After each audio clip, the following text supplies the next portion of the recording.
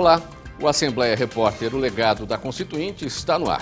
A partir de agora, nós vamos contar mais um capítulo da história da Carta Magna do Estado, escrita e assinada em 1989.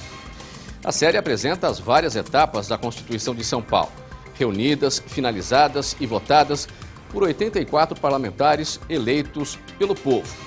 A nova legislação estadual teve o cidadão como foco e buscou solucionar questões fundamentais daquele período de redemocratização do país. O ex-sindicalista e deputado constituinte Lucas Busato, eleito na época pelo PT, é o nosso convidado de hoje. Ele relembra o alto índice de participação dos movimentos sindicais e sociais aqui na Assembleia, com discussões que seguiam madrugada adentro. O repórter Jorge Machado conversou com o ex-deputado no plenário Juscelino Kubitschek, onde a Constituição Paulista foi votada.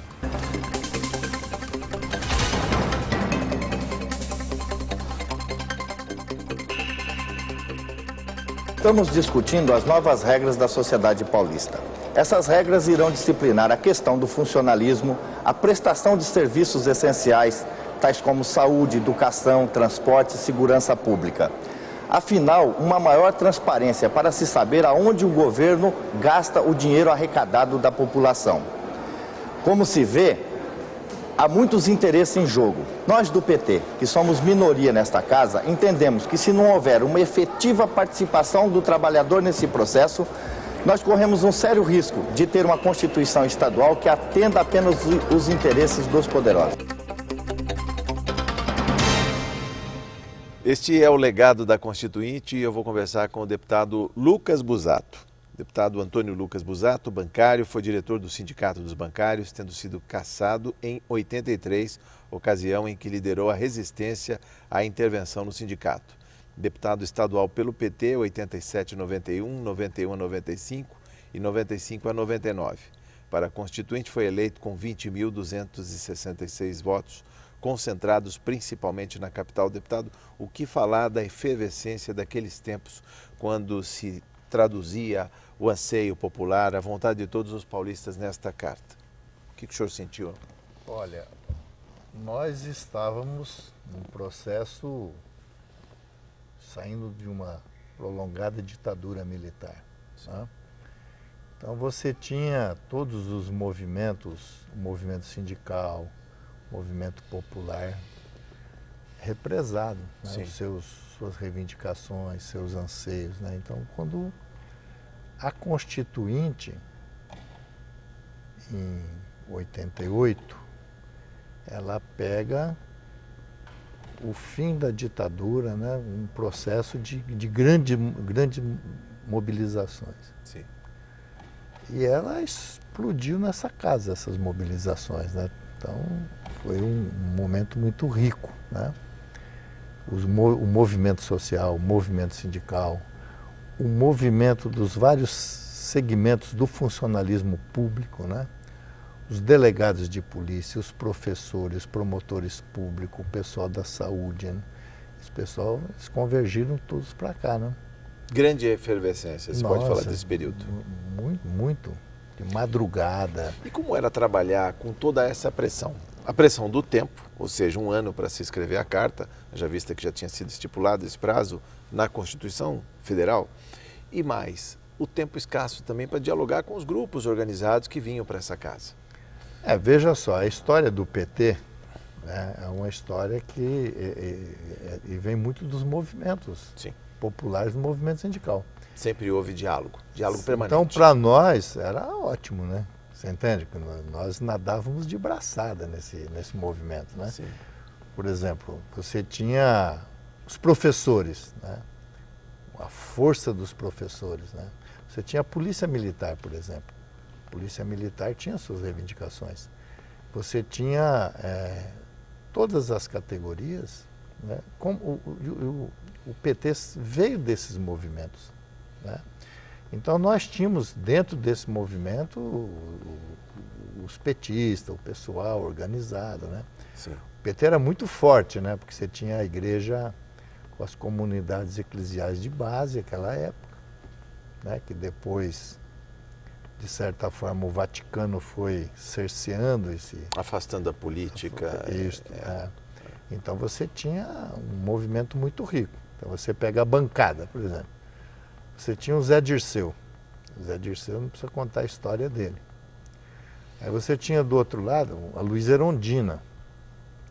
Que a Luísa Erundina, na Constituinte, ela foi eleita prefeita em 88. Sim. Constituinte foi em 89. A Federal 88, nós aqui em 89. Você tinha o José Cicote, metalúrgico. Expedito Soares, metalúrgico, do ABC. Lucas Busato, bancário, né? Do Banespa, que tinha uma inserção em todo o interior do estado de São Paulo. Você pega o Chico Gordo, metalúrgico. Sim.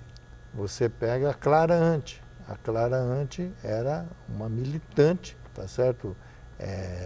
E que foi líder da bancada petista. Foi líder da bancada. Você pega a Thelma de Souza. Thelma de Souza vem de um trabalho lá da Baixada Santista.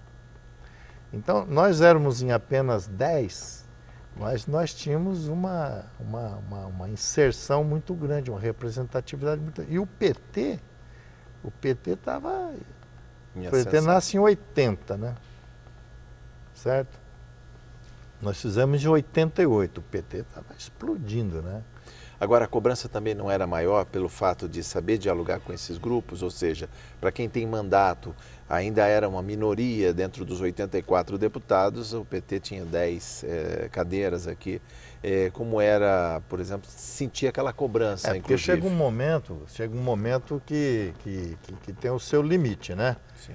Então, por exemplo, igual você fazer uma greve, né? A coisa mais fácil é você eclodir uma greve. Sair dela dela é que é difícil, porque você sempre tem um pessoal que acha que tem que tocar para frente, né? E o pessoal mais mobilizado é o pessoal que participa mais. E esse pessoal é o pessoal que acha que você não tem que aceitar, etc. E tem um momento, né, que você chega no seu limite. Aqui é o que era possível, né? Você aprovar, entende? Sim. Então, mas para mobilizar, sim, era fácil. Às vezes o duro é na hora de você falar, não, o PT vai votar porque tem um acordo, né? Sim. Dentro da arte do possível, que é a política, deputado, hoje muito se reclama que ou as coisas acontecem no Congresso Nacional em Brasília ou nas câmaras municipais, ou seja, pouco sobra em termos de competência para um deputado estadual. Como é que o senhor vê hoje essa crítica, sabendo que essa carta foi construída 25 anos atrás? Olha, eu vejo assim, é uma coisa que eu procuro entender, né?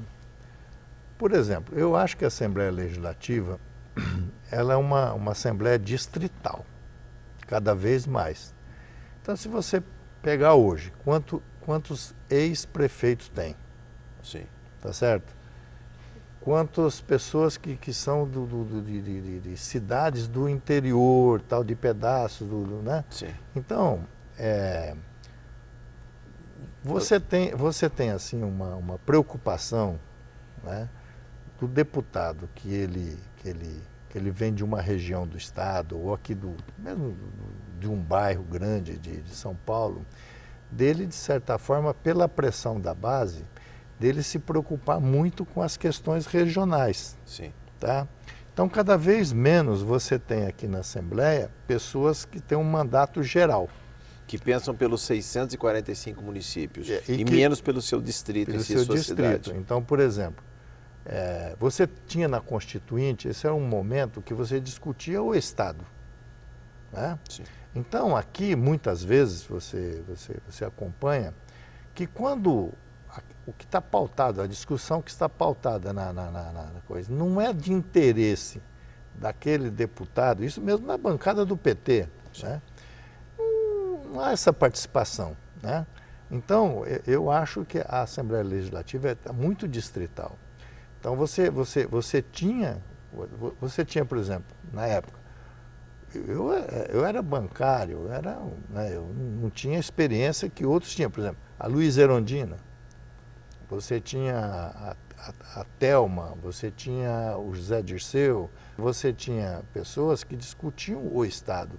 E você tinha, por exemplo, o Aloysio Nunes Ferreira, né? Você tinha o Maurício Najar, você tinha vários deputados de outros partidos que faziam o debate, por exemplo, o Mauro Bragato, né? Para mim, o Mauro Bragato é um deputado preocupado com o Estado. Apesar dele ser de uma região... Sim. A 10ª região administrativa, Presidente Prudente. Presidente Prudente, o Mauro Bragato, ele sempre se preocupou com o Estado. Uma visão do todo. O Barros Munhoz, tá certo? Sim. Você tinha nós éramos em 84, você tinha aí uns 30 e poucos deputados que faziam a questão da segurança, né? A questão da saúde, a questão da educação, do saneamento básico, do meio ambiente. Sim. Tá certo? Você tinha um debate mais geral. Então... A casa se ressente da ausência desse debate hoje. Desse debate. E você tem um outro problema aqui também, que é a proliferação dos partidos, né? A pulverização. Pulverização dos partidos, tá certo? Então, e isso facilita com que o governador faça uma maioria, né? Muito contundente na casa, tá certo? Sim. Então, você tem essa falta desse debate.